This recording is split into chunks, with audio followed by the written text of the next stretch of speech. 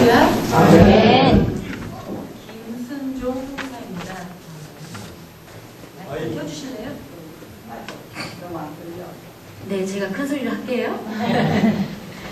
네, 목사님 소개와 같이 저는 지금 아프리카 우간다에서 13년째 선교사로서 사역을 감당하고 있고요.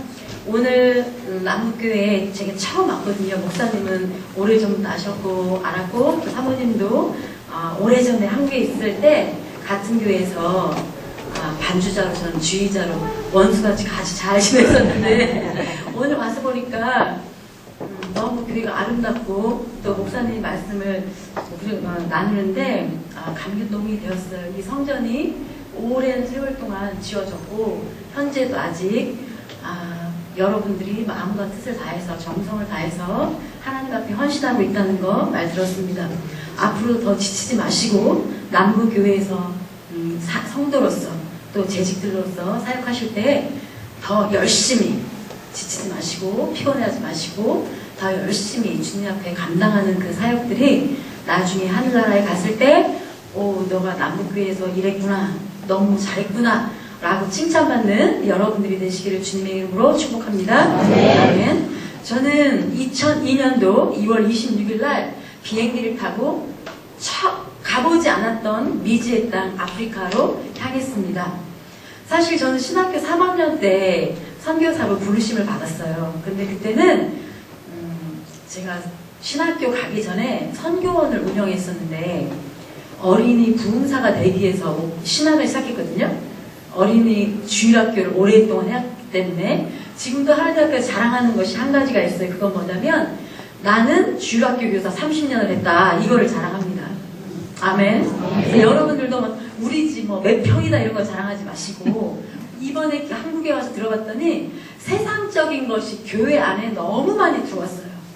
그래서 우리 성도들도 사실 세상 속에 살면서 세상 것을 잊어버릴 수는 없어요. 그러나 더 중요한 거는 하나님이 무엇을 기뻐하시는지, 하나님께서 무엇을 원하시는지, 하나님께서 나에게 바라시는 것이 무엇인지를 정확하게 알고 판단하시고 결정하셔서 그 길을 따라가야 합니다. 아멘. 그래서 여러분들이 이제 남북교회 성도들은 오늘부터 자랑거리가 바뀌셔야 됩니다. 나는 새벽기도를 빠지지 않고 한다. 아멘. 그리고 남들보다 새벽기도를 더 오래 한다. 아멘. 새벽기도 못하면 난 밤기도를 한다. 아멘.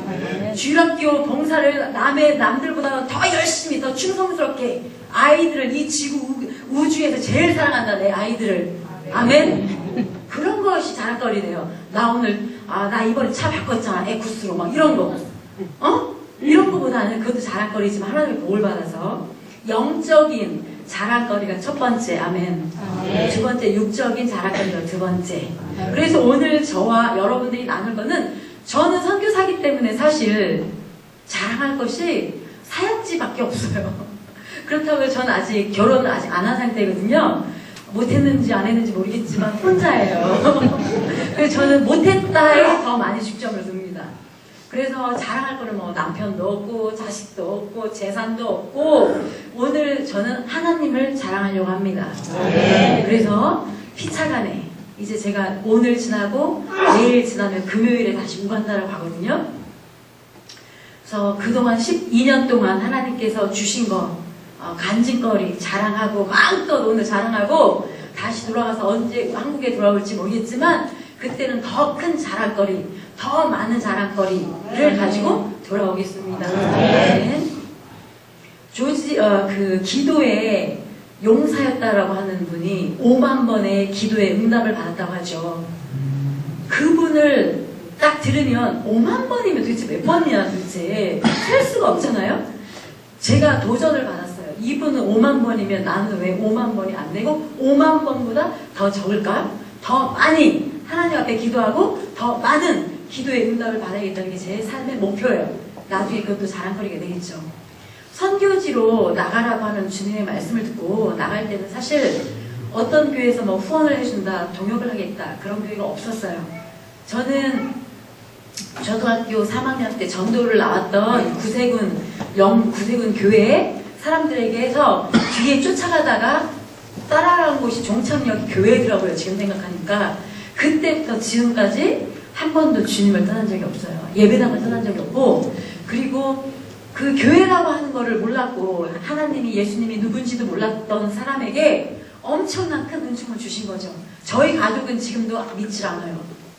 그리고 이제 조카들이 다행스럽게 굉장한 신앙을 가지고 지금 신앙생활을 하고 있는데, 그렇게 해서 아무도 부모님이 저에게 유산으로 신앙을 준 것도 아니고 가족 언니들이 준 것도 아니고 일남 7녀인데 아무도 믿지 않았어요. 그런데 하나님이 특별히 일남 7녀 중에 이름도 저에게 순종이라고 하는 이름을 주셔가지고 빼도 박도 못하게 저는 그냥 무조건 순종해서 가야 됩니다.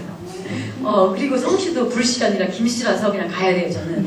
그래서 신앙생활을 초등학교 때 이렇게 하는데, 초등학교 4학년 때라고 제가 기억을 해요. 제가 선교사로 부르심을 받았을 때 하나님하고 1년 정도 대화했거든요. 저는 못 갑니다. 저는 지저분한 거 못 보고 냄새 맡는 거 너무 예민해가지고 김치볶음밥하고 향수 뿌리는데 딱 들어가면은 두 가지 냄새를 다 맡아내는데, 그리고 그렇잖아요. 미지의 나라 아프리카는 아직 발전도 덜 되고 지저분하고 냄새나는 그런 땅인데 어떻게 저 같은 사람이 능력도 안 되는데 그런 곳에 가겠습니다. 하나님은 기다려주시더라고요. 기다려주시면서 저와 계속 대화를 나눴어요. 저는 거절하는 대화를 계속했고 하나님은 기다려주는 대화를 계속 하셨죠. 그래서 1년 뒤에 하나님이 원하시면, 하나님께서 바라시는 거라면 저는 그럼 아프리카로 가겠습니다 하고 신학교 졸업과 동시에, 신학교 졸업이 2월 23일이었거든요. 2002년도. 근데 2월 26일 날 3일 뒤에 비행기를 탔죠. 근데 그 당시에 동기들이나 가족들은 왜 그렇게 빨리 가냐고, 조금 더 있다 가라. 교회에서도 좀 더 있다 가라. 너가 필요하다. 그때 당시는 생각했던 건 한 가지예요. 뭐냐면 제가 선교지로 나갔을 때, 처음 나갔을 때 나이가 36이거든요. 사실 선교사로서 좀 늦은 나이에요. 빠른 나이가 아니에요. 가면 언어도 배워야 되죠. 현지 적응도 해야 되죠. 36이면 이제 내일 모레면 40인데, 그러면은 지금이 아니면 나갈 수 없을 것이다. 그리고 모든 한국 사람, 저를 아는 분들은 사랑하시고 인정하시고 칭찬하시는 분들 속에서 제가 있는다면 저는 타락할 것만 같았어요. 그래서 하나님의 부르심에 순종하면서 떠났어요. 떠날 때 제 후배가 뭐라 했냐면, 저 선배는 맨 땅에 헤딩하러 간다고 했어요.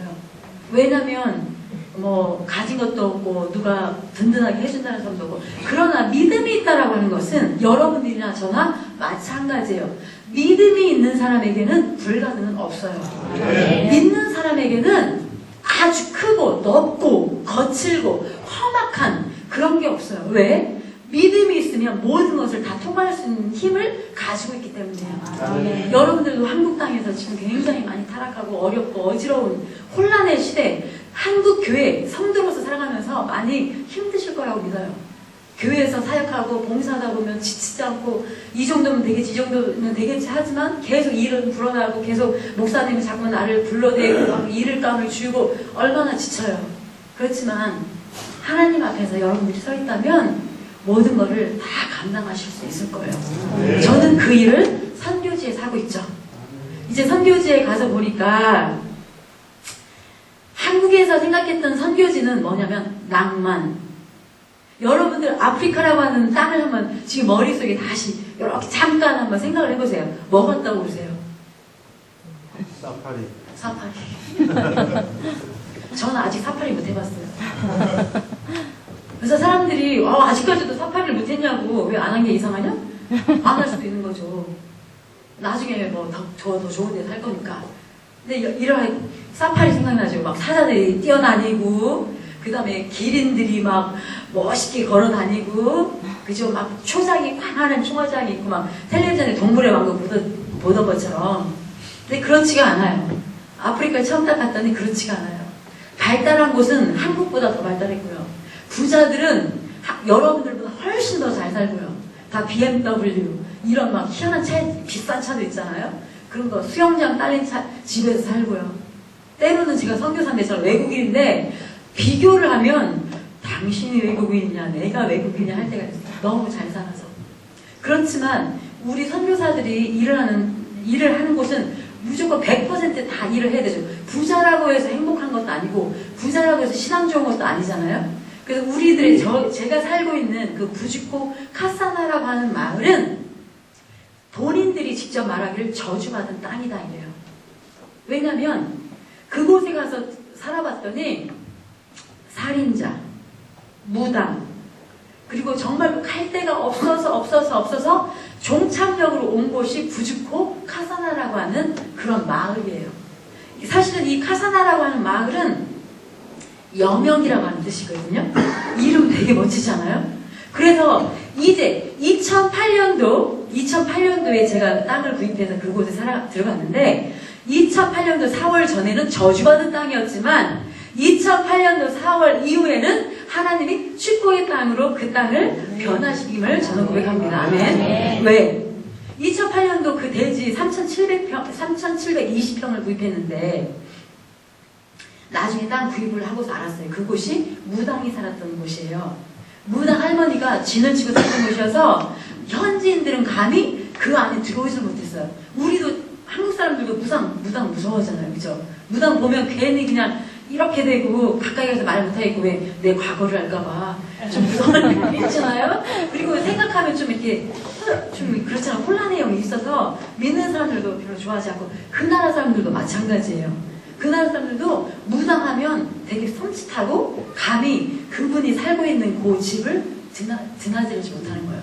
그런데 하나님이 그 마을 사람들을 불쌍히 여기셔서 한 선교사를 통해서 그 땅을 사게 하시고 그곳에 이제 하나님의 집이 세워졌죠.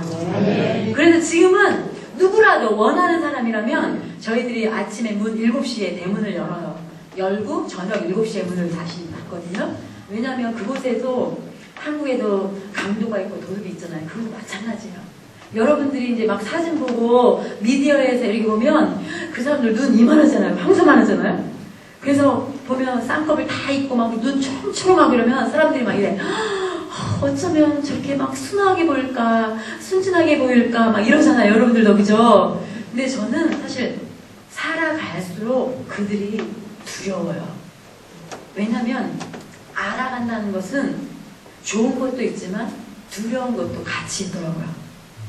겉에서 보고 처음에 만났을 때는 친절하고 좋은데 시간이 흐를수록 변화하는 것을 알고 그들이 어떤 사람, 이 속사정을 우리 한국 사람들은 무슨 화가 나면 부르락 하잖아요. 된장 끓듯이 부르락 해가지고 그 다음에 잊어버리잖아요. 근데 아프리카 사람들은 그렇지 않아요. 특히 우간다 사람들은 화가 나도 보이질 않아요. 그냥 독약을 다 버리죠. 이 사람들이 무서운 사람들이에요. 속을 도저히 알 수가 없어요. 이렇게 지금 이렇게 이야기를 했잖아요. 인사하고 막 웃으면서. 근데 내일 고발장 보내요. 무슨 잘못이 있으면.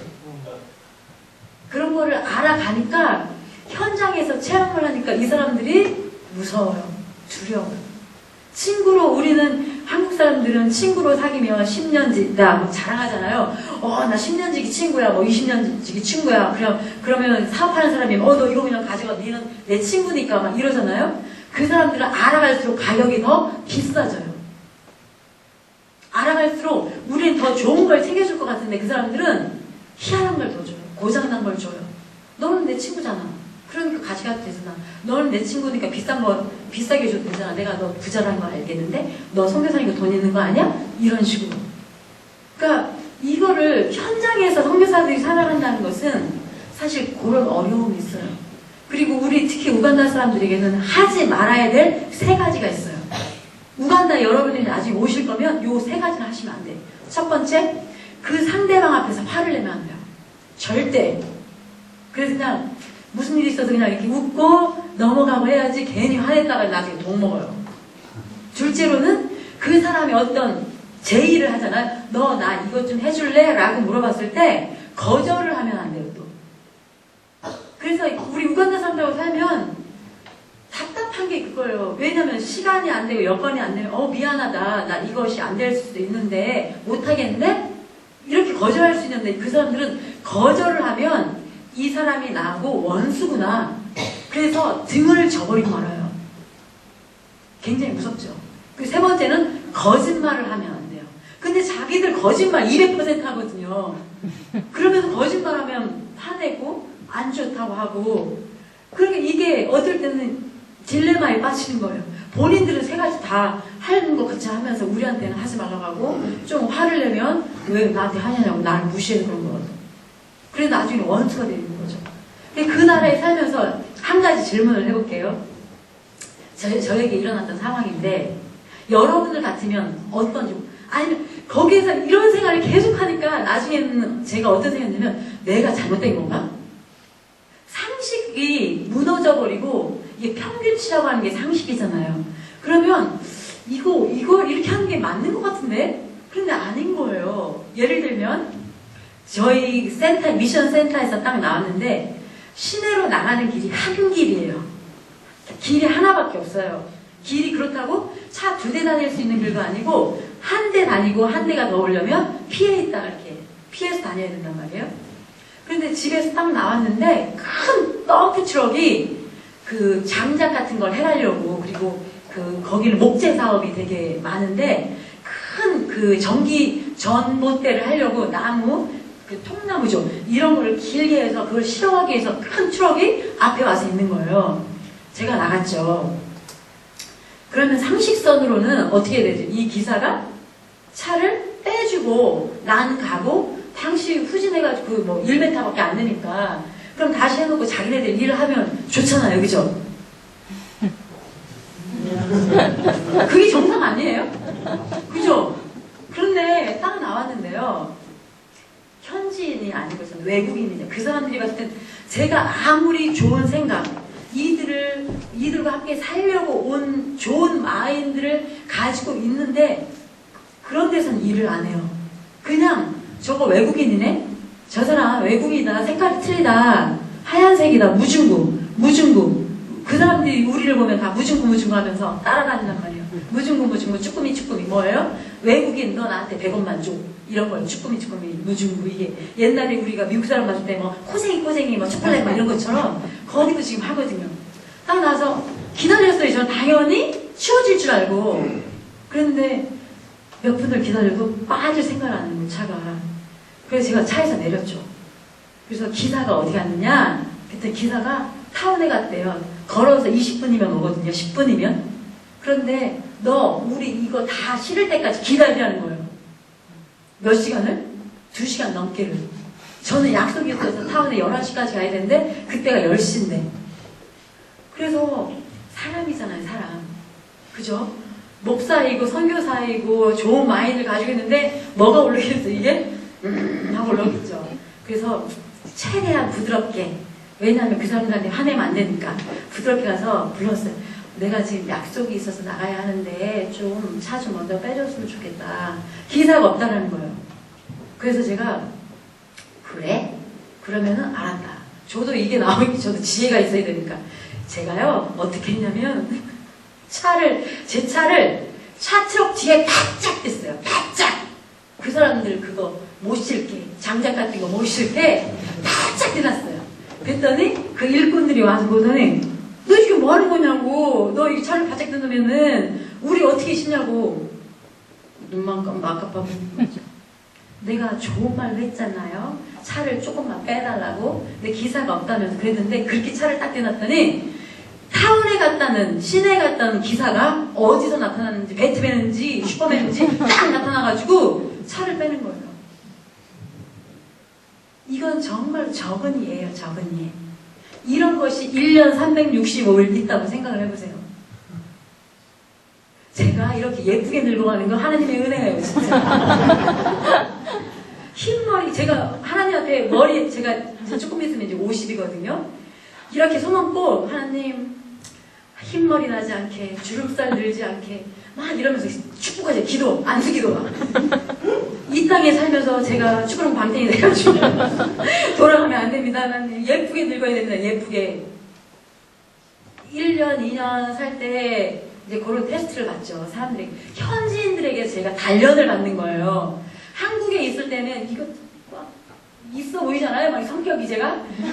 근데 거기 가서 제가 사람이 되어가고 있더라고요. 감사하게도. 하나님을 믿는 것이 무엇인가에 대해서 곰곰이 생각을 하는 거예요. 그 특히 이제 선교사라고 하는 딱지 붙었죠? 목사라고 하는 딱지 붙었죠? 뭔가 좀 틀려져야 되잖아요. 예전에는 제가 하고 싶은 거 다 했거든요, 진짜. 우리 각승현 사모님이 증인인데, 하고 싶은 거 제가 다 했잖아요. 하고 싶은 말, 다 했단 말이에요. 근데 지금은 조금 이렇게 선교사로 살면서, 외국에 살면서, 아프리카에 살면서, 그들이 저를 가르쳐줘서 조금씩 변해가면서 좋게. 정말로 하나님을 믿는 사람처럼 조금씩 흉내를 내기 시작했어요. 여러분들도 조금씩 변해지시기 바랍니다. 아멘. 네. 예수님을 믿는 사람은 좀 틀려야 되니까. 그래서 이렇게 살다 보니까 하나님이 저를 맨 처음에 우간다에 2002년도 데려가셨을 때는 저에게 어떤 마음이었냐면 어떤 대선배가 저에게 물었어요. 당신은 왜 선교사로 우간다에 왔습니까? 이렇게 물었어요. 괘씸하더라고요, 그 질문이. 그럼 속으로 제가 그랬죠. 너는 왜 왔냐? 이러면서. 똑같은 거죠. 하나님이 보내셨으니까 왔죠, 선교사로. 그냥 뭐 왔겠어요? 보냈으니까 왔겠죠? 그래서 되게 정중하게 말했죠. 저는 지금까지 36년이라고 하는 시간을 한국이라고 하는 놀이터에서 놀았다. 놀이터에서, 좋은 놀이터에서 놀았는데, 이제는 하나님이 저의 놀이터를 바꿔놓아서 우간다에 왔습니다. 그래서 이 우간다는 나에게 굉장히 생소한 놀이터이기 때문에 처음 보는 놀이기구도 있고 굉장히 위험한 놀이기구도 있을 건데 다치지 않고 잘 이 우간다라고 하는 아프리카라고 하는 놀이터에서 잘 놀다가 하나님이 부르시면 갔으면 좋겠습니다. 이렇게 말을 했어요. 지금도 사실 그 마음은 변함이 없어요. 지금도 우간다 놀이터에서 막 노는데 놀이터를 놀 때 한 가지만 노는 사람은 아니잖아요. 그네도 탔다가 시서도 탔다가 땡글땡글 도는 놀이터도 탔다가 하잖아요. 맨 처음에 하나님이 저에게 주신 사역은 우간다에서 한 6년 정도를 뭘 했냐면 제가 어린이 사역자라고 했잖아요. 어린이 주일학교 30년 자랑한다고 했잖아요. 그래서 초등학교에 들어갔어요. 초등학교에 하나님이 지혜를 주시더라고요.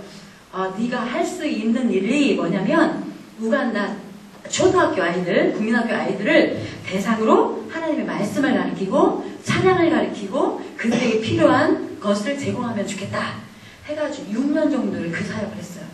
그래서 2002년도, 2003년도부터 시작해서 2002년 9월부터 시작했는데 한참 일할 때를 몇 년 동안요.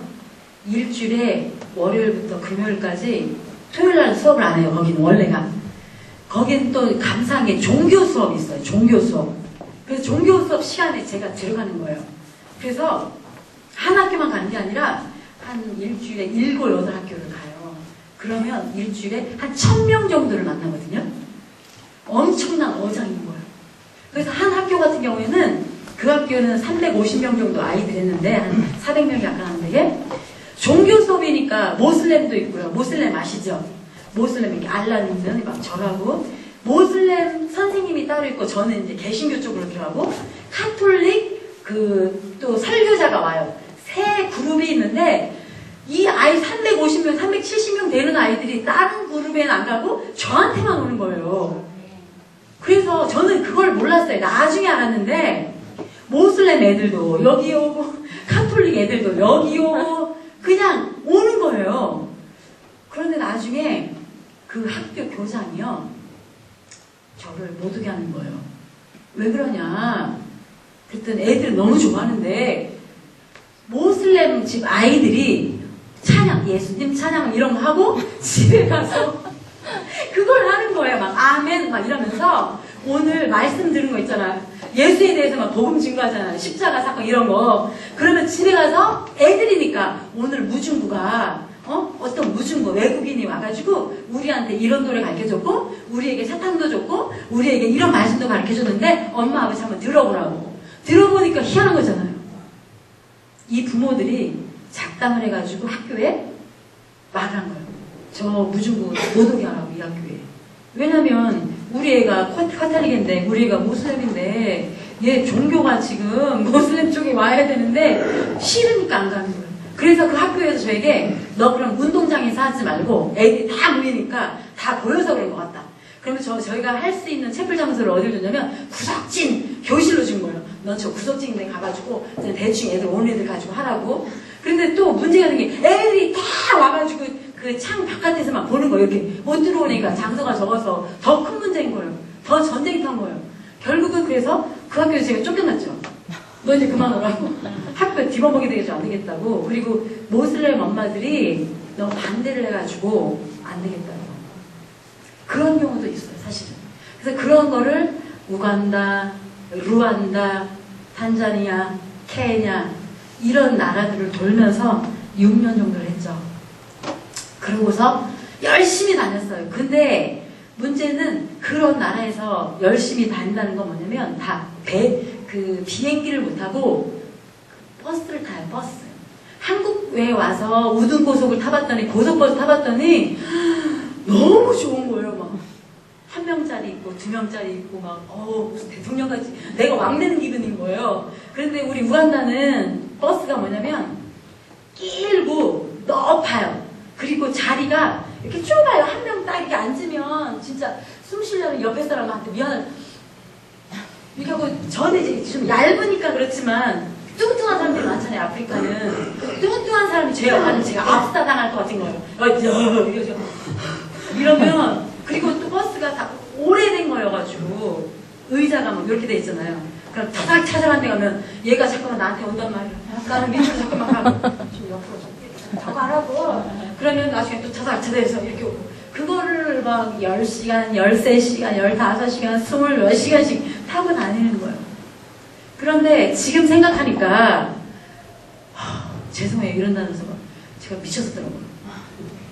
정신이 들고 나니 그때는 아프리카에 대해서 알지도 못하고 정치적인 거 이런 걸 모르니까 그냥 하나님이 하라고 하니까 막 하는 거잖아요. 그때는 또 젊었고 강도들이 나타날 수 있고 그리고 버스가 다 오래된 거여가지고 이게 정상적으로 가면 케냐 같은 경우에는 12시간 가거든요. 케냐 같은 경우에는 국도를 그 경계선을 한번 통과하고 중간에서 비자라고 하는 걸 딱 받아요. 그 나라에 간다고 하는 보장을 한번 받고 다시 이제 가는데 또 버스가 고장나면 고쳐야지 가는 거예요. 거기는 고쳐야지. 못 고치면 뭐 그냥 길거리에서 2, 3일 있는 거예요. 그냥. 그러면 배도 고프죠. 뭐 한국처럼 뭐 휴게소? 참. 한국에 와가지고 고속도로 요즘 엄청 많이 타고 다니는데 그냥 배고프면 가면 돼요. 휴게소 가서 우동 먹고 김밥 먹고 핫도그 먹고 너무 좋아. 한국은 정말 천국이야. 천국. 여러분들은 천국에 사시는 거예요. 그렇다고 해서 제가 지옥에 사는 건 아니에요. 저도 천국에 살죠. 다른 천국에 살죠. 사실 다른 천국 좀 퀄리티가 질이 틀린 천국이죠. 너무 좋아. 근데 거기는 그런 것도 없고 화장실 한국에 왔더니 또 휴게소 화장실 저희 집보다 더 좋아. 화장실 막 꽃 있고 막 난리예요. 난리. 거기는 또 뭐 화장실 그냥 뭐 이런 그냥 뜰이 내 화장실이고 안 보이는 데가 다 화장실이에요. 버스 타고 가면 그래요. 그런 거를 했어요. 근데 하나님이 예쁘게 보셨나 봐요. 그래서 어느 날 2006년도에 이미 하나님이 마음을 주셨는데 제가 용기가 없어가지고 못했던 게 뭐냐면 땅을 구입해라 이랬어요. 땅을 구입해라. 하느님 가진 것도 없고 뭐 든든한 후원처도 없는데 무슨 땅을 사냐고. 땅을 빨랑 사라는 거예요. 그래서 그럼 하나님을 믿고 제가 땅을 구입합니다 하고 땅을 사러 이제 1년 넘게 다녔어요. 1년 넘게 다니는 땅이 없어요. 그리고 제가 그때 알았어요. 땅 주인이 있다는 거를. 저는 내가 원하는 그냥 땅 내가 가질 수 있는 줄 알았단 말이에요. 근데 뭐 요만한 땅이든 큰 땅이든 다 땅 주인이 있어요. 희한하다. 하나님이 다 이 땅을 만드셨는데 그래서 필요한 사람이 쓰는 데지 그걸 뭐 또 그 주인은 어떻게 생긴 걸까요, 여러분? 저는 그게 너무 궁금해요. 여기도 땅 주인이 있었잖아요, 그죠? 그 남부교회를 지었을 거 아니에요? 우간다도 마찬가지예요. 여러분들이 생각할 때 뭐 우간다 뭐 그냥 사면 되는 거 아니야? 다 있더라고요. 다 있어요, 땅 주인이. 그 땅을 1년 정도 보러 다니다가 지금의 현재 카사나 부주쿠 땅을 샀어요. 3에이커인데 3,720평. 그래서 그 안에 이제 땅을 구입하고 나무가 너무너무 많았어요. 나무가 어느 정도로 많았냐면 지금 꽃꽂이 너무너무 예쁘게 해놓으셨는데 그 3,700평 땅이요. 이런 큰 나무 막 썩은 가시나무 이걸로 완전 빽빽하니 진짜 막 이렇게 못 심어놓은 것처럼 나무들이. 그래서 한번 들어가려고 그러면 넘어지고 가시에 찔리고 막 이거 전지 작업하는 것만도 엄청 오래 걸렸죠. 전지작업 하는 동시에 이제 울타리 치고, 왜냐면 그 나라 울타리를 안 치면 치반자라고 하는 사람들이 들어와요. 뭐냐면 내 땅은 아닌데 몰래 들어와가지고 농사를 지어요. 농사를 지어서 10년 넘게 농사를 모르게 지으면 이 땅을 내 땅이라고 소유할 수 있는 그런 특권이 있어요. 나라 정책상으로. 그래서 그 사람들이 들어오면 안 되기 때문에 딱 짓고 그러고서 이제 여기에서 한번 펼쳐보자. 그러고서 있는데 하나님이 갑자기 교회를 시작하라는 거예요. 교회를. 그 당시만 해도 제가 목사 안수를 받지 못하고 있는 상태였기 때문에 하나님 저는 이제 목사 나중에 이렇게 신대원 더 하고 안수 받고 그 다음에 교회 다 지어놓은 다음에 그리고서 교회를 할게요. 그랬더니 no. 지금 당장 시작하는 그때가 이제 등기 땅 등기 끝나고 이제 받고 그때 8월인데 10월 정도 됐는데 하나님이 갑자기 교회를 시작하라고 하셔가지고 자신이 없다 하나님 저는 한국에서 그냥 전도사로 아니 교사로 이런 것만 해봤지 목회를 한 경험이 없어서 전 자신이 없습니다. 그리고 저는 그럴 만한 자격이 되지 않습니다. 그때 주님이 하라고 그냥 하라고 계속 하라고 우리 주님이 한번 고집 피우시면은 그걸 누가 말리겠어요. 우리 주님의 고집을. 그래서 그러면은 알겠다고 하나님이 원하시면 또 순종을 해야죠. 그래서 갑자기 11월 달에 임시로 파피루스라고 하는 나무 아시죠? 파피루스. 옛날 종이 만들었던 그게 커요. 길어요. 제 키보다 훨씬 길어요. 그거를 잘라가지고 말려서 파는 사람도 있어요. 그 마을에. 그래서 그거를 사다가 또 많이 사다가 처음에 5m에 7m짜리 임시 처소를 만들었죠. 조그만 하죠. 5m, 7m. 해가지고 하는데 하나님이 그래도 그 마을에 소망이 있으니까 그 카사나 마을에 소망이 있으니까 전 성도들이 안 올 줄 알았거든요. 그런데 한 명, 두 명씩 오기 시작하는 거야. 그 교회에. 그래서 9월달이 되었는데 2009년 1월 4일날 저희들이 개청 예배를 드렸거든요. 설립 예배를 드리고 예배를 쭉 하는데 성도들이 와서 9월이 되었는데 이제는 교회를 좀 더 연장을 해야겠는 거예요.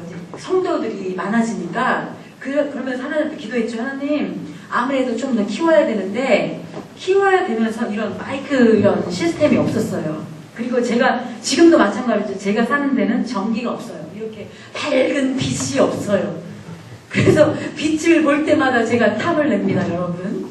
빛이 없어서 그러면 전기가 없으니까 그 발전기라고 하는 전기 만드는 발전기, 그 다음에 스피커, 마이크 이런 걸 사야 되는데 사실은 이제 재정이 없는 거예요. 재정이. 항상 제가 또 두 번째 자랑하는 게 있어요. 첫 번째 자랑은 뭐예요? 주일학교에서 30년. 첫 번째 자랑이고 두 번째 자랑은 제 통장이 날마다 제로라는 거 자랑해요.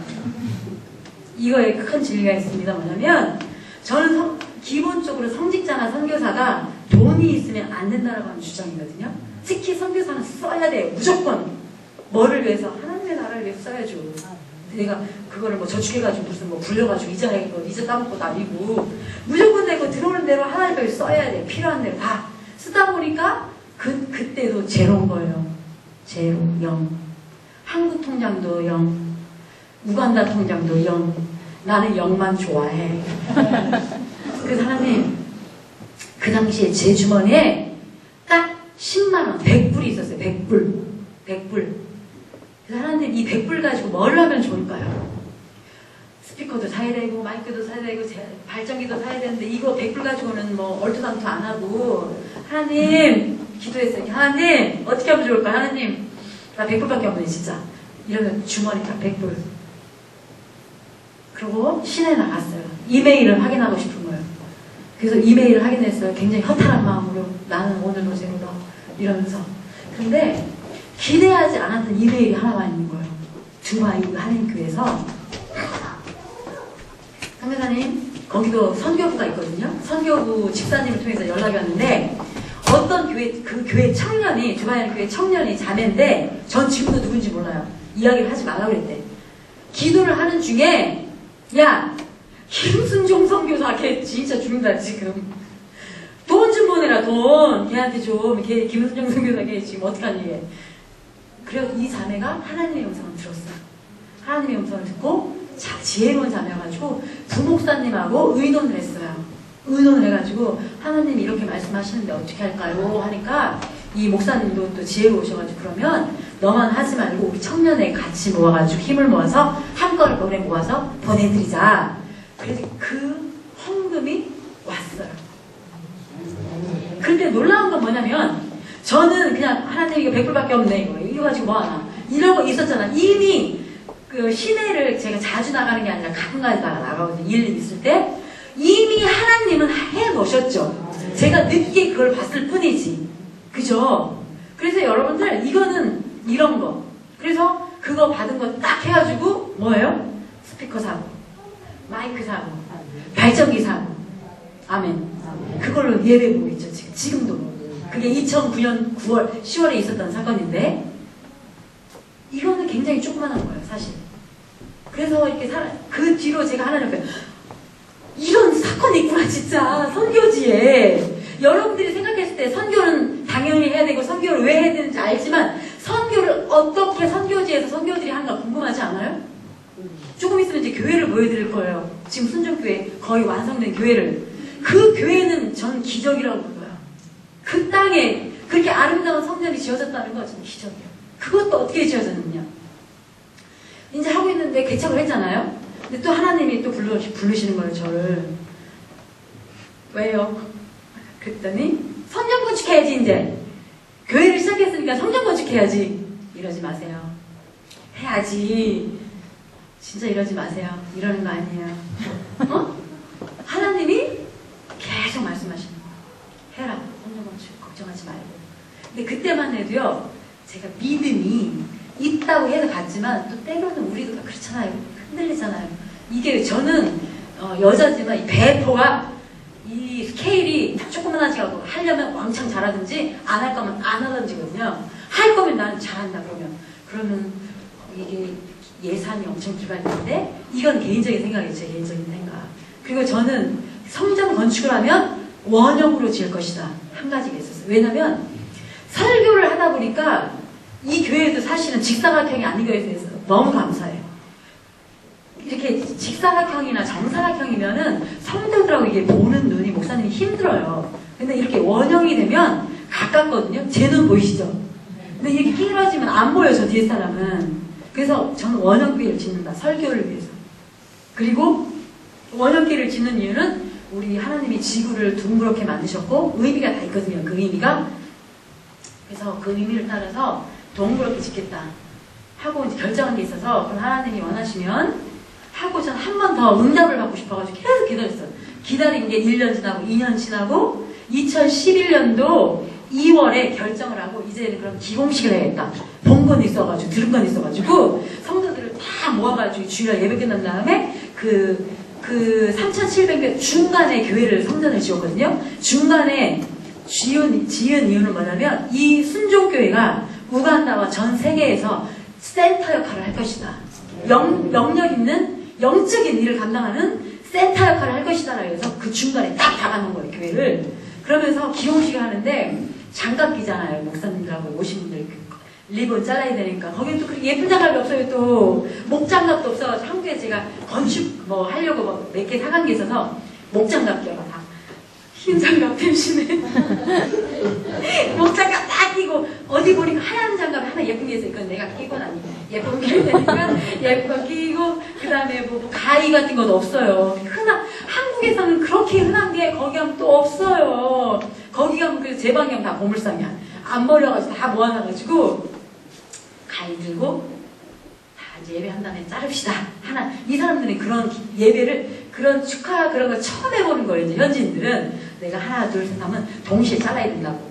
그래서 이야기하고서 하나 둘 셋 탁 자르는 순간에 주의 영이 얼마나 기뻐하시는지 제가 막 점프하고 막 소리 지르고 그 아프리카 사람들 하는 거 있죠. 오 이렇게 하는 거 있죠. 그걸 하면서 제가 막 점프하면서 뛰어다녔어요. 그 공간에 아무것도 풀만 있는 그 공간에 하나님이 원하시는구나.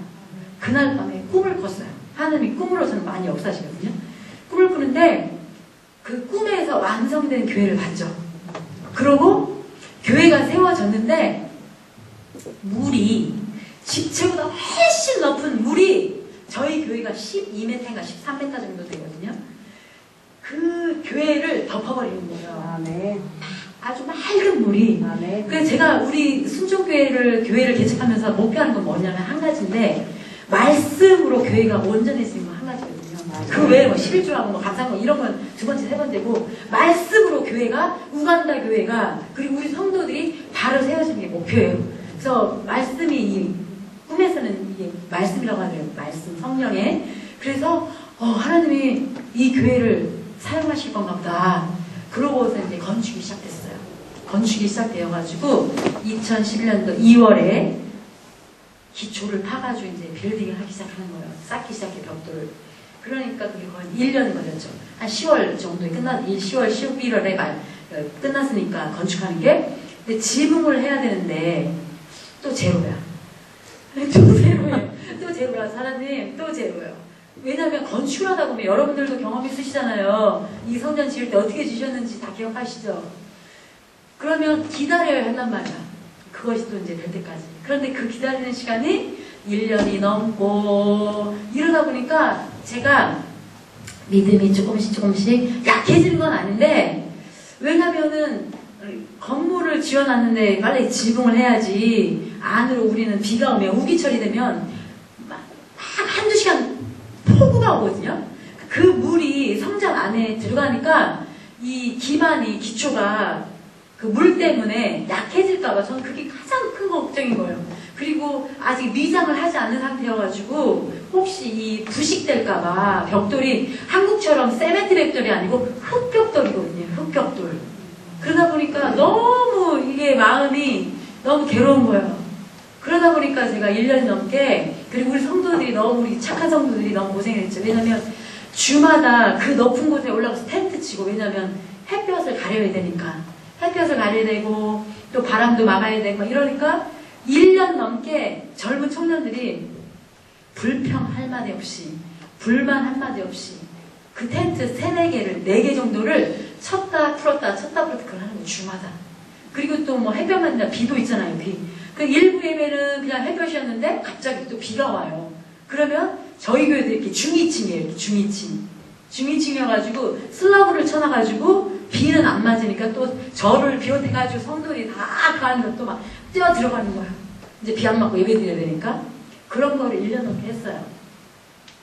하나님, 준비를 하셔야 되지 않겠냐, 이거. 잠깐만, 주님의 집이 비도 맞고 햇볕도 너무너무 강해가지고 이거 다 부식되고 기초가 무너질까봐 걱정입니다. 하고 계속 믿음으로 기도하고 있지만 이 사람의 마음은 약해지게 되어 있어요.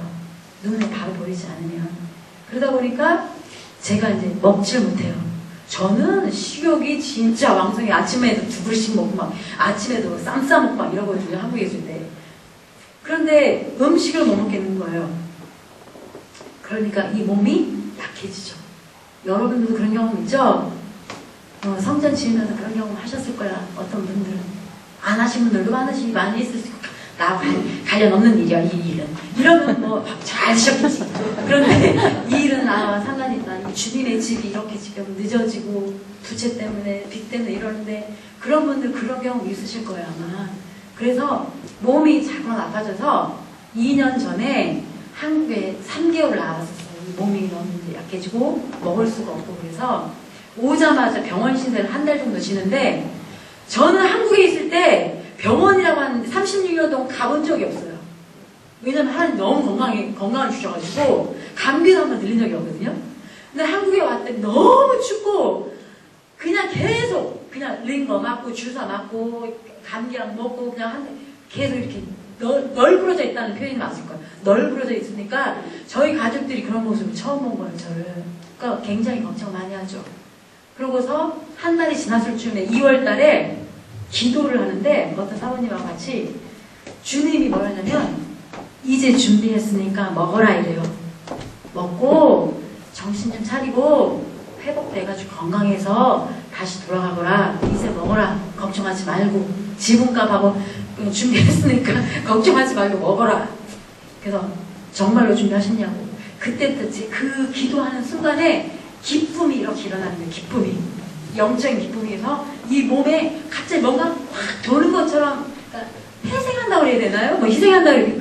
그게 딱 느껴지면서 이게 피의 기운이 좀 그러니까 달라진다는 걸 제가 그때 느꼈어요. 저도 기도하면 두 번째라면 이렇게 섭섭한 사람인데 딱 느껴지면서 그때부터 이제 먹기 시작하는 거예요. 이제 먹고 이제 회복하고 이제 필요한 거 사가지고 3월 말에 한국으로 갔어요. 우간다로 갔어요. 우간다로 가서 이제 전 기다리는 거죠. 하나님이 준비하셨다고 하니까. 그러고서 시간이 하루하루 이제 지나죠. 근데 뭐 어떤 것도 없고 뭐 그렇지만 뭐 하나님이 한다고 하셨으니까 기다리는 거. 믿음 있는 사람 기다린다고 하는 건 아브라함, 오늘 제가 본문 말씀을 선택한 이유도 제가 아브라함에 대한 그 은혜를 참 많이 받아요. 아프리카에서 아브라함 이 사람 진짜 대단한 사람이다. 기다리는 거. 하나님이 말씀하셨으면 기다리는 믿음이 있기를 예수님의 이름으로 축원합니다. 아멘. 아멘. 기다리는 거예요. 그런데 하나님 약속을 딱 했기 때문에 많이 기다리시라. 7월 중순경에 제가 전혀 알지 못하는 사업가가 캐나다에서 왔어요. 우간다에. 그것도 몰랐어요. 저는 왔는지도. 근데 그 우간다에 그 한인 민박집을 하시는 분이 있거든요. 권사님 가정이. 그곳에 가면 한국 음식을 먹을 수 있기 때문에 거기 이제 그날 월요일 날 올라갔죠. 놀러 가가지고 있는데 그 권사님이 저에게 뭐라 하냐면 어떤 분이 왔는데 유 집사라고 하는 사람이 왔는데 이 사람이 우간다 현지 목사를 만나러 왔대요. 그런데 캐나다에서부터 연락을 하는데 연락이 안 된대. 근데 이 사람은 하나님이 가라 해가지고 이 사람들이 견디다 못해가지고 우간다에 온 거예요. 토요일날 도착해서 화요일날 갔으니까 뭐 2박 3일인가 3박 4일 일정으로 왔는데 짧은 기간이죠. 사업가한테는. 그러면서 볼일을 못 보니까 이 사람이 그럼 내가 선교지에 왔으니 가까운 곳에 방문할 곳이 있으면 좀 추천 좀 해주십시오 하니까 이 권사님이 저를 추천한 거예요. 그러면 요 가까운 곳에 1시간 안에 볼 수 있는 데가 있다. 가자 오늘. 그랬더니 이분이 알았다고. 그러면서 그분이 지방에 갔다가 밤 10시에 만났거든요. 밤 10시에? 주일날 밤 10시에? 밤 10시에 만나고 인사만 통성명만 했죠. 그러니까 유 집사님이세요? 그걸 뭐 김순영 선교사요? 이렇게 인사를 하는데 제 머릿속에 하나님이 뭐라고 하냐면 오늘 밤에 이 유집사가 그 현지 목사하고 연결될 거라고 저한테 이미 주셨거든요. 그 말씀을. 그런데 내가 물어봤죠. 그거 이제 모른 척하고 그 현지 목사님하고는 연결이 되셨어요? 아직도 안 됐다는 거예요. 그래서 제가 속으로 그랬죠. 오늘 밤에 연결될 거니까 걱정하지 마시라고. 근데 게임이 끝났다고. 그 사람은 이미 나를 만났기 때문에 하고 이제 잠을 자잖아요. 근데 하나님이 저에게 기도를 시키시는 거예요. 오해하지 마세요. 그러면 제가 엄청 밝히는 사람으로 비춰질까봐 뭐라고 기도를 시키자면 하나님이 당당하고 그러면서 하나님 아무래도 저 사람을 내가 오늘 처음 봤는데 유집사라는 사람을 무슨 헌금을 가져왔나 봐요. 그러면서 저는 모르겠지만 혹시 저분이 저에게 헌금을 주실 때 제가 당당하게 좀 받을 수 있게 해달라고. 선교사라고 하는 사람들은 후원을 받아서 사는 사람들이기 때문에 때로는 비겁해질 수 있어요. 그런데 제가 지극히 원하지 않는 게 그거거든요. 하나님의 일을 할 때 비겁해지지 않는 거, 용기 없는 거, 당당하라. 늘 후원은 받지만 당당하라. 이게 제 선교사로서의 삶의 목표예요. 그래서 잤어요. 그러고서 기도하고 잤는데 그 이튿날 아침에 이러는 거예요. 유직사가 부르는 걸 선교사님 잠깐 제 방에 오시라고 갔죠. 딱 가자마자 봉투를 하나를 딱 주시는 거예요. 하나님이 선교사님 드리래요. 그러면 하나님이 드리라고 한 건 전 맞거든요. 불쌍해서 드려요. 꺼져라. 죄송해요. 전 그런 거 안 받아요. 동정으로 하는 거는. 여자 혼자 산다. 동정이 아니에요. 선교는 여러분. 앞으로 이제 남부교회가 선교를 하실 때 저 여자 선교사님 뭐 야리야리하고 뭐 혼자 하고 뭐 가족도 없고 그러니까 우리는 해야 돼. No. 그렇게 하시면 안 돼요. 그렇게 하면 실수하세요. 주의 성령이 하라는 대로 하셔야 돼요. 목사님의 뜻도 이루어져서 안 되고 성도 어떤 권력 있는 분의 그 말이 교회 안에서 일하시면 안 돼. 오로지 주의 뜻만 이루어지는 것이 이 성전이 됩니다. 아멘. 그러고서 딱 감사합니다. 어저께 밤에 제가 기도했잖아요. 당당하게 이거를 받아야지. 감사합니다. 딱 하고 봤는데요. 그 이마에 제가 지금 기도하고 있는 헌금 액수가 딱 써 있는 거예요. 세 글자로 한국말로. 깜짝이야. 그래가지고 제가 너무 놀래가지고 그런 일은 저도 처음이었거든요. 아무리 헌금을 받아봤어도 그런 경우는 처음이었어요. 그래서 너무 놀래가지고 감사합니다 하고 나왔어요. 저 아무 말 안 하고 아침을 먹고 저희 센터에 들어가는 거예요. 센터에 들어갔는데 이분이 먼저 입을 떼시더라고요. 아, 성교사님 뭐 건축을 하신다면서요? 네. 또 가요. 그냥 아무 말 없이. 지붕을 하셔야 된다고. 지붕도 해야 되고 뭐 유리창도 해야 되고 뭐 들어가려면 내 속으로 수억이다 수억 이러면서 이제 가는 거예요. 그랬더니 이분이 성교사님 그 집사님 말로는 지붕값이 10,000불 그러니까 1,000,000원이라는데 그래서 속으로 생각했죠. 왜 10,000불이면 하시려고요? 내 속으로. 그런데 제가 그랬죠. 10,000불 아닌데요. 제가 지금 생각하고 있는 액수는 30,000불이라고. 30,000불이면 3,000,000원이에요. 그랬더니 이분이 깜짝 놀면서 와 세다 이러는 거예요. 그래서 제가 한마디 했죠. 세죠? 그러면서 조금 가는데 이분이 갑자기 이러는 거예요. 선교사님 그러면은 제가 아침에 드린 그 헌금하고 나머지 차액 22,000 아침에 저한테 주신 게 8,000불이었대요. 800만원이었대요. 저는 안 열어봤으니까 모르죠. 저는 누가 헌금을 드려도 주일날 아버지 앞에 봉헌하기 전까지 안 열어보거든요. 그리고 먼저 하나님이 확인하시고 헌금 집계를 제가 하기 때문에 그때 열거든요. 이렇게 보관해놨다가 지금도 마찬가지예요. 그러면서 그러시냐고 그렇게 하시라고. 그랬더니 이분은 그랬을 거예요. 이 선교사는 뭐냐 도대체. 감동도 없고 말도 많이 안 하고 근데 하나님 앞에 이미 저는 받았잖아요. 그러니까 이미 하나님 앞에 받은 사람은 말을 많이 안 한다니까요. 뭔가를 모르는 사람이 갈팡질팡하는 사람들이 말을 많이 하지 하나님께서 딱 주신 말씀이 있는 사람들은 말 많이 하네요. 그냥 기다리면 하나님이 하시는데 무슨 말 많이 해. 에너지 소비하기 비싼 맘 먹고. 그죠? 아멘. 그러고서 이제 가는 거예요. 10분 뒤에 저희 센터에 도착을 했어. 그 당시만 해도 아무것도 없잖아요. 그냥 빌딩, 그러니까 벽돌만 이렇게 쌓아놓고 미장도 없지. 그러니까 무슨 폭탄 맞은 집 같은 거예요. 제 눈에는 멋있긴 멋있죠. 이렇게 두문형이니까. 근데 이분이 차에서 딱 내리더니 저보다 더 빨리 내리더니 성전 안을 막 쫓아들어가요. 그랬더니 너무 좋다고, 너무 아름답다고. 그랬더니 강대상 있는 쪽에 딱 벽대에 섰더니 저는 아무 말도 안 했어요. 그분 하는 것만 보고 있었어요. 이렇게 뭘 하나. 그랬더니 이분이 뭘 하냐면 선교사님 제가 어저께 지방을 갔다 왔는데 그 사역지도 봤는데 하나님이 거기도 아니다 말씀하셨대. 그러면서 버스를 10시간 넘게 타고 오면서 하나님 그러면 제가 누구를 만나러 우간다를 왔습니까? 김순정 선교사님이니까 물어봤대요. 그러니까 하나님이 계속 이 사람하고 이제 대화를 하는 거예요. 이 집사도 계속 대화 묻고 질문하고 그러면서 하나님 이제 내가 만날 사람은 한 사람인데 남은 사람은 김순종 선교사인데 김순종 선교사 그럼 내가 우간다에서 만날 사람입니까? 이 사람 때문에 내가 왔습니까? 했는데 그 강대상 앞에 딱 서더니 선교사님 제가 아침에 드린 거 빼고 30,000불 보낼게요. 할렐루야? 네. 저 아무 말도 안 했어요. 하나님이 다신 거 하나님이. 그래서 제가 한마디 했어요. 하나님은 지극히 높으시고 약속한 걸 지키시고 찬양받기에 합당하신 분이십니다. 그래서 제가 찬미를 했어요. 그 성전에서. 그래서 너무 감사하다. 주님의 일에 동역할 수 있는 그런 분이 되어서 너무 감사하고 기도의 응답자가 되어주셔서 너무 감사합니다. 하고 이분이 돌아왔거든요. 화요일날 그날 밤에 가고 목요일날 새벽에 전화가 왔어요. 우간다 시간으로 밤 12시 넘어서 성교사님 저 기억하시겠어요? 당연히 기억하죠. 그랬더니 제가 입금했으니까 확인하시라고. 그러고서 나중에 확인했더니 정말로 30,000불이 들어왔어요.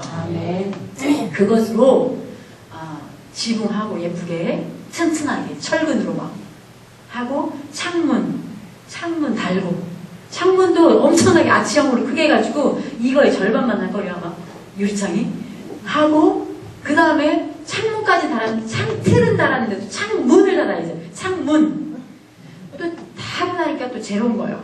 그래가지고 하나님 또 제로예요. 그러고서 있는데 8월달이 돼서 그 창틀을 낀 게 6월인가 그랬거든요. 그래서 2개월 동안 이제 창틀인데 창문이 없는 교회에서 예배를 드리는 거예요. 그래서 하나님, 창문을 닫아야 돼요. 창문을, 유리창을 달아야 되는데 또 없어요. 그러고 이제 기도하고 있는데 8월 달에 서울의 어떤 교회에서 저희 교회에 그냥 우연치 않게 왔어요. 그 생명의 쌀 행사를 한다고, 그 성도 가난한 사람들에게 이제 쌀 준다고. 1부 예배는 한인교회에서 드렸고 2부 예배는 저희 교회 2시에 예배 이제 드리러 왔거든요. 그런데 1부 예배 드리고 점심 먹을 때까지는요, 해가 반짝반짝하고 뜨거운 태양이 막 하더니 갑자기 이제 2부 예배 드리려고 이제 준비 다 됐습니다. 들어오시죠. 하면서 성전으로 가봤는데 갑자기 비가 진짜 저는 그런 비 처음 봤어요. 우한에 살면서도 2시간 내내 예배 드릴 동안에 바켓스도 그런 요만한 바켓스가 아니고 이만한 바켓스로 막 들어붙는 것처럼 하는 거예요. 근데 저희 지붕이 양철이니까 소리가 찬양 1시간 할 동안은 찬양을 막 100명, 200명이 하니까 상관이 없었어. 그랬는데 찬양 끝나고 설교 시간이 됐는데 말 소리가 안 들리고 발전기도 못 틀잖아요. 비가 오니까 바깥에 못 내놓으니까 육성으로 해야 되는 거예요. 육성으로 2시간 동안, 1시간 동안 이제 설교 시간 때 그 오신 목사님 소리를 지르셔도 안 들리고 안 지르셔도 안 들려요. 그러니까 노력하지 마세요. 그리고 통역하는 사람만 조그마한 그 휴대용 스피커가 있더라고요. 앰프. 그걸로 이제 마이크 주고 그 친구만 현지 언어만 들으면 되니까 영어 해도 못 듣고 안 해도 못 들으니까 현지 언어, 우리 성도는 거의 영어를 잘 못해요. 현지 언어로만 하면 되니까 소리 너무 크게 지르지 마세요. 그러고서 예배가 딱 끝나면 비가 툭 그치는 거예요. 그러니까 이 목사님이 뭐라냐면 자기가 비가 오는데 그 창틀 사이로 비가 막 다 들어찼을 거 아니에요. 그걸 다 본 거예요. 뒤에 앉아가지고. 창문을 내가 해야 되는 건가? 그러면서 같이 동행한 전도사님에게 저 사진 좀 찍어와줘. 사진. 빗물 다 들어오는 거. 왜냐면 자기 홈페이지에 다 올려 성도들이 다 알게 해야 되니까 헌금한 거를. 저는 앞에서 막 찬양하느냐고. 저는요, 목사고 선교사고 그 교회에 설교사지만 예배 시작하면요, 저는 하나님 앞에 제가 제일 예쁘게 보여야 되거든요. 성도들은 그렇다 쳐도 그러거나 말거나 저만 잘하면 그러니까 성도들이 정말로 저를 봤을 때 이상하다 생각할 거예요. 저 사람 목사가 아니고 저만 잘하냐고요. 저만 하나님 앞에. 왜냐하면 여러분들도 그 욕심이 있으셔야 돼요. 남 신경 쓰지 말고 여러분들만 신경 써서 하나님 앞에 하면 돼. 왜? 하나님의 눈은 온 천하를 두루 다니면서 자기 마음에 쏙 드는 사람 눈에 하면 그 눈이 그 사람한테 머문다고 그랬거든요. 그럼 저는 하나님의 눈을 나한테 잡아넣어야 되기 때문에 막 몸부림치는 거예요. 뛰고 막 춤추고 혼자 소리 깨끗 지르고 막 해야 되니까. 나중에 목사님이 그 한국에 오셨던 목사님이 개인적으로 만나서 그러시더라고요. 우리는 신경도 안 쓰고 누가 초대를 한 건지 누가 손님인지 모르겠다는 거예요. 그래서 되게 서운했죠. 저는 하나님 앞에만 예쁘게 보이면 되지 당신은 잠깐 왔다 갈 거 아니요.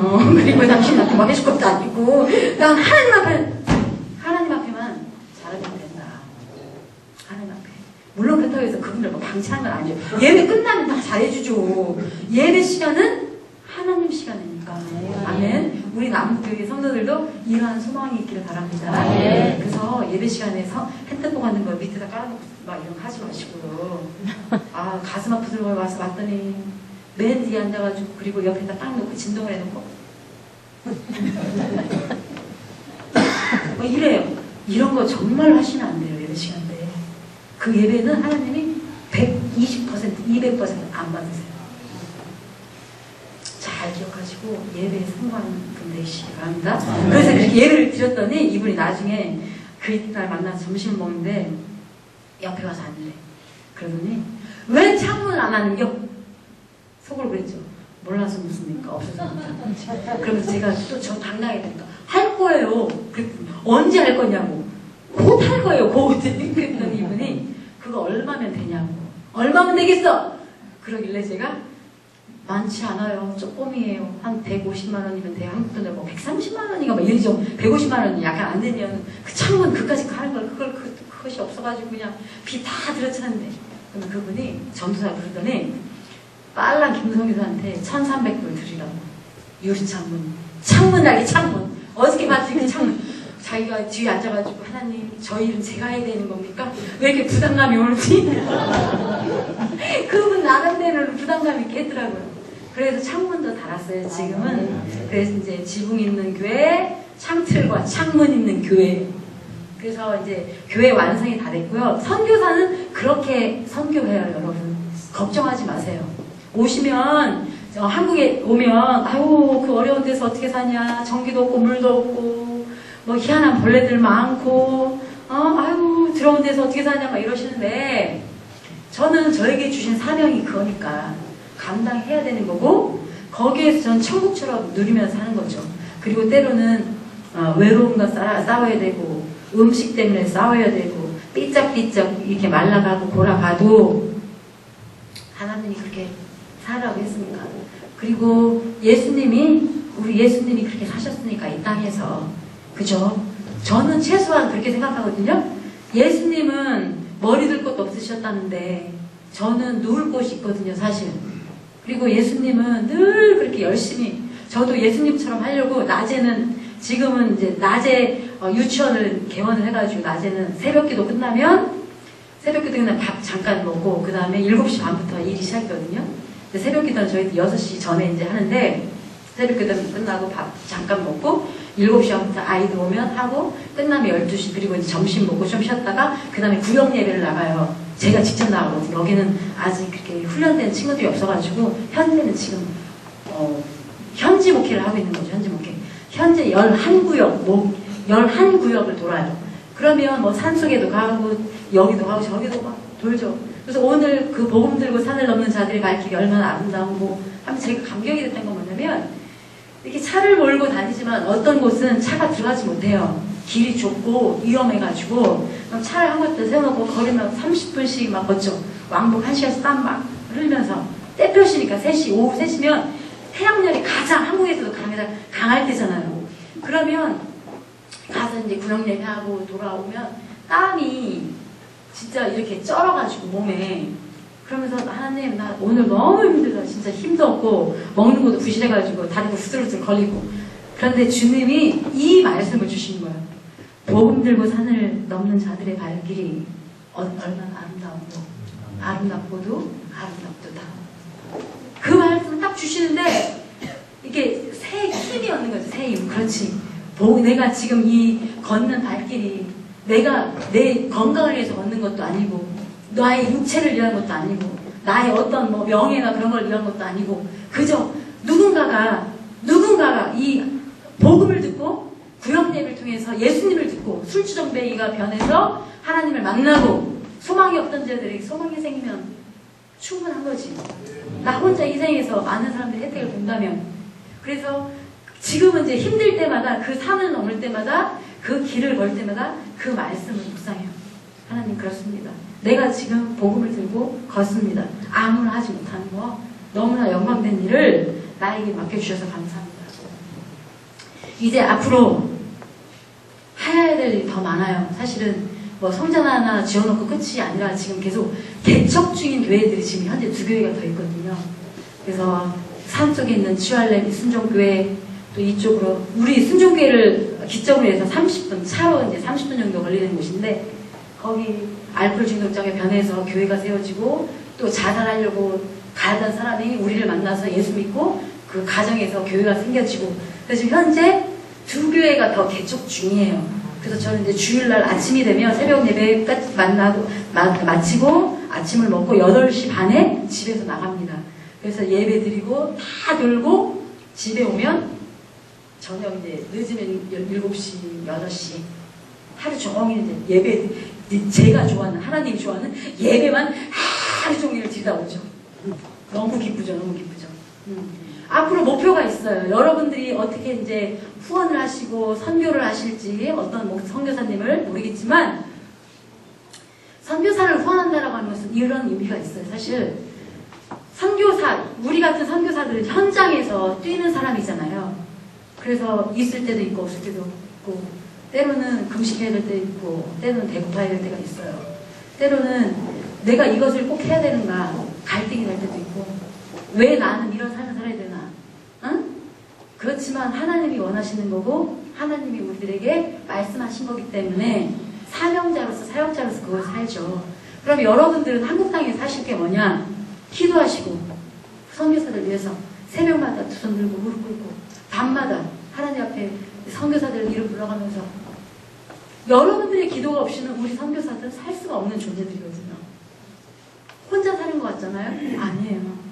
때때로 강도의 위험이 있고 도둑의 위험이 있고 살인자의 위험이 있고 위험한데 많이 다닐 때도 있고 그럴 때마다 여러분들의 그 마음이 하늘에 닿고 그 천군 천사들이 성령님을 통해서 우리를 지키시는 거거든요. 그리고 저는 그렇게 생각해요. 선교사들은 현장에 있으면서도 나그네예요.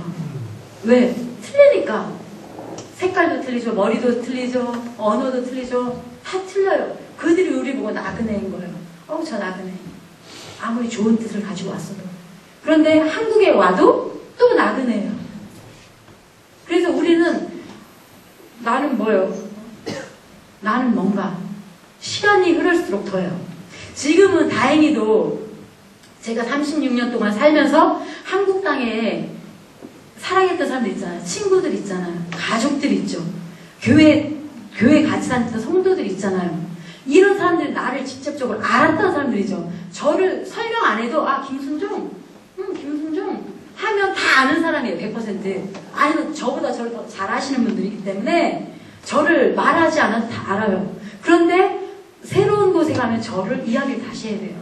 그분들에게 저는 나그네인 거예요. 그리고 한 번 스쳐가는 사람일 수도 있어요.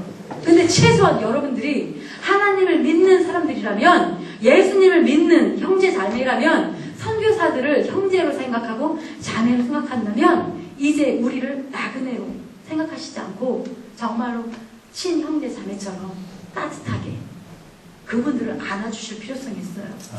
그러면 우리가 우간다에서 아니면 다른 나라의 세계 각 지역에서 일하시는 지금 공포와 싸우시는 선교사님들 알았지요? 그분들을 생각하면 저는 지금도 그래요. 그래도 우간다는 그나마 낫다고 저는 생각하지만 똑같은 사역진들도 또 그 공포에 그게 다 틀리거든요. 그러면 이렇게 올 때 여러분들이 오셨군요. 언제가 돼요? 이런 거 묻지 마시고요. 그냥 오셨군요. 한마디면 돼요. 수고하셨습니다. 편하게 쉬시다가 가십시오. 마음껏 쉬시다가 마음껏 드시고 가장 편안하게 지내다가 가십시오. 이 한마디면 되거든요. 그러면 우리는 그것으로 굉장히 충분하고 위로함을 받아요. 그렇지 않겠어요? 나그네들이 이렇게 잠깐 왔는데 한 달, 두 달, 어쩌면 2주, 짧을 때 일주일 잠깐 왔다 가는 건데 저는 개인적으로 바라는 거는 다른 거 없어요. 왔을 때 어떤 분들은 꼭 성경공부를 해야 되는 줄 알고 되게 부담스러워 하시거든요. 근데 저를 만날 때 그러지 않으셔도 돼요. 저를 만나실 때는 그냥 수고하셨어요. 커피 한잔 하실래요? 아니면 짜장면 한 그릇? 라면? 여러분들 상황에 맞게 하시면 돼. 꼭 갈비 사줘야 되나 이런 거 부담 팍팍 되잖아요. 저도 팍팍 되거든요. 그러니까 부담 가지지 않고 그냥 오셨어요. 근데 내가 못하면 뭐라고 해야 되는데 진짜 이런 거 부담감이 생기면 사실 피차간에 어렵기 때문에 제가 또 모르죠. 언제 또 남국에 올지 아니면 이번이 처음이면 마지막이 될지 오늘 굉장히 제 영광스러운 자리에 있었어요. 사실 우리 남북교회가 38년 역사를 자랑하는 교회인데 선교사님들이 아직 한 번도 오시지 않았고 오늘 처음이래요.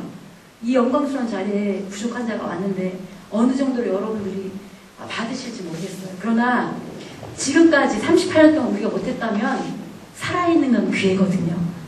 그죠? 살아있는 건 기회예요. 얼마나 놀라운 기회인지 몰라요. 살아있으면서 믿는 자들로서 이제는 교회도 이제 아름답게 이루어져 좋은 목사님, 신실한 분이 오셨으니까 여러분들과 함께 한 마음으로 주님께서 무엇을 원하시는지 그걸 알고 쫓아가시면 우리 이제 지금 이러지만 제가 다음에 만약 초대해서 온다면 완전히 구름대같이 몰려 들어가지고 막 여기에 의자 더 놓고 아멘. 그렇게 될 줄 믿습니다. 우리가 함께 달려갑시다. 선교사들 많이 위로해 주시고 격려해 주시고 그래서 언제라도 하나님 앞에서 우리가 섰을 때 당당한 아멘. 아버지 앞에 섰을 때 상급 받을 수 있는 아멘. 그리고 제가 7분짜리 동영상이 있거든요. 한번 보시고 어떤 일을 김순영 선교사가 하고 있는지 할 건지를 보시면 감사하겠습니다.